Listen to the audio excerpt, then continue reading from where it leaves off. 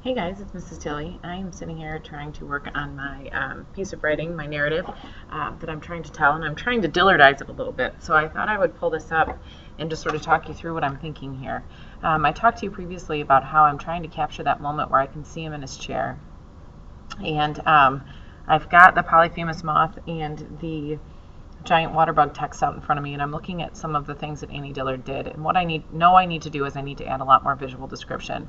I need to show you what that looks like as opposed to just telling you what's happening. So what I did was I pulled out the section that I'm trying to work on. These were the lines that I had previously, and I know that they need to be a lot better. So I thought about some things that I'm interested in adding. So I want to talk about the chair, I want to talk about his hands, and then I started just playing with some of the ways that I might include information. So some details that I might include, and I probably won't use all of these, but it's just a way to get my thinking sort of going here. Then I'm coming down to this part and I'm trying to repurpose some of what I have here if there's anything that's really good. I'm trying to reconfigure some areas where I think the detail is really weak. So far what I've come up with is suddenly this old man whom I adore pauses and removes himself from the swirl of activity. The worn chair sighs as he crumples into it with the energy of a deflated balloon. His eyes that traditionally sparkle with, trying to come up with what words I want to use there, are distant as he stares beyond the chaos that immediately surrounds him. So I'm just going to first make a few edits here, but then I'm going to go back up and I'm going to kind of really try to picture for you what it is that makes his eyes sparkle, because he always did have a certain gleam in his eye, and it's sort of like trouble, like he's always like trying to cook up something and, you know, make a smart aleck remark and get a laugh.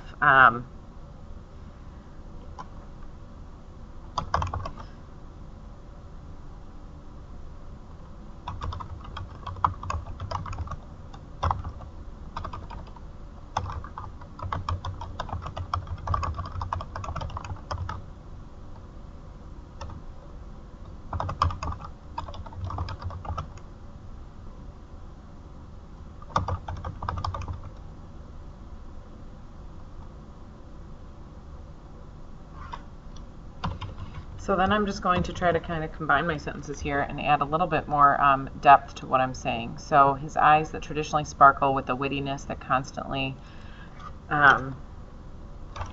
is running through his head are now dull and distant as he stares far beyond the chaos that immediately surrounds him. One thing I found about myself, reading my text out loud really makes a big difference in terms of being able to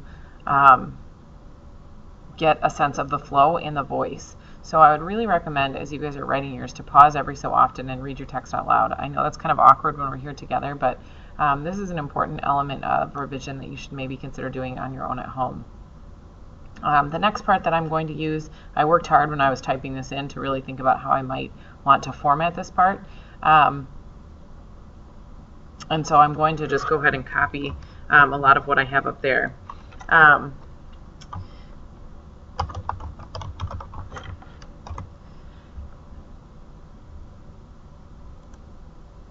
I don't think true man hands is really what I want to say there. And I'm not sure if I like the fact that it starts his eyes up here and then his hands right here.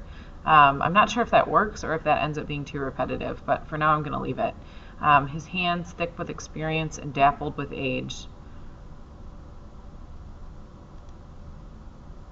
And I'm going to combine these two sentences here. So I'm going to make that in a positive, and I'm going to take out some of the subject here. So his hands thick with experience and dappled with age have managed years of physical labor, toiled over wounds on battlegrounds, and cradled babies with equal strength and dexterity.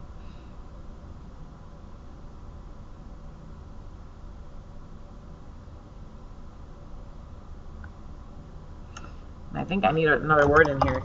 That have managed years of physical labor, toiled over battlegrounds, and cradled babies with equal strength and dexterity are now trembling as he aims to steady them on his knees. I think that helps to paint a better picture of what's happening here.